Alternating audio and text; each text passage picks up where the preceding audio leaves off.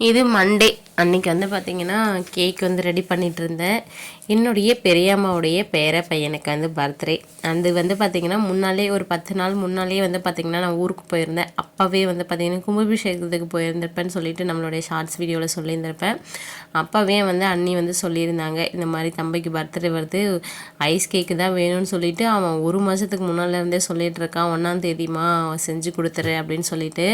நான் ஒரு டைம் நமக்கு வந்து ஆர்டர் வந்து நிறைய இல்லாததுனால எப்பயாச்சும் ஒரு ஆர்டர் தானே வருது, அதனால் வந்து எனக்கு மறந்துலாம் வந்து போக மாட்டேன். இருந்தாலுமே வந்து பார்த்திங்கன்னா இன்றைக்கி வந்து திங்கட்கிழமை முன்னாடி நாள் வந்து ஃபோன் பண்ணி பெரியம்மாவும் ஃபோன் பண்ணியிருந்தாங்க.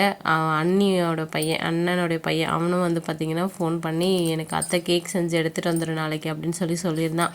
அதனால் முந்தின நாள் நைட்டே வந்து பார்த்திங்கன்னா கேக் செஞ்சு வச்சுட்டா தம்பி பாப்பா எல்லோரும் ஸ்கூல் கிளம்புனதுக்கு அப்புறமா நான் வந்து கிளம்பி ஊருக்கு எடுத்துகிட்டு போய் கொடுத்துட்டு வந்துடலாம் அப்படின்னு சொல்லிட்டு பிளான் பண்ணி முன்னாடி நாள் நைட்டு இப்போ வந்து பார்த்திங்கன்னா டைம் வந்து ஒரு 8:30 கிட்ட வந்து ஆகிட்டுருக்கு நைட்டு. அப்போ வந்து செஞ்சுட்டு இருந்தேன். பக்கத்துலேயே என்னுடைய ஆயா இருக்காங்க.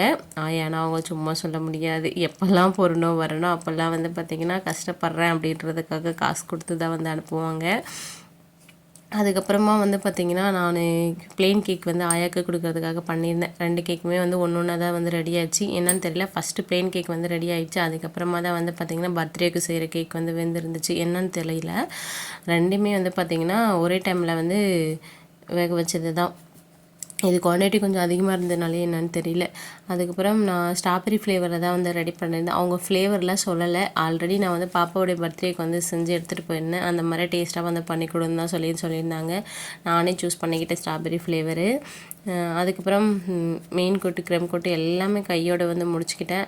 ஒரு சிம்பிளான ஒரு டிசைன் எப்போவுமே வந்து நான் ஃபோனில் வந்து பார்ப்பேன். அது வந்து கொஞ்சம் வந்து என்ன சொல்கிறது, அது பார்த்து பண்ணனா கொஞ்சம் சொதப்பின மாதிரி ஆகிடுது. அதனால நமக்கு தெரிஞ்ச மாதிரி ஒரு பிளானை ஒரு டிசைனை வந்து போட்டு விட்டுடலாம் அப்படின்னு சொல்லிட்டு செஞ்சிட்ருந்தேன்.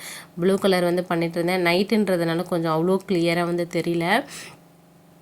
இது வந்து நான் நிறைய ஃபுட் கலர் வந்து சேர்க்கிறத வந்து அவாய்ட் பண்ணிட்டேன். ஏன்னா வந்து நான் உடம்புக்கு வந்து ரொம்ப நல்லது கிடையாது. அதனால எப்போவுமே யாருக்காக இருந்தாலுமே கொஞ்சம் யோசித்து லைட்டாக மட்டும் வந்து பார்த்திங்கன்னா கலர் வந்து சேர்த்துக்கிறது.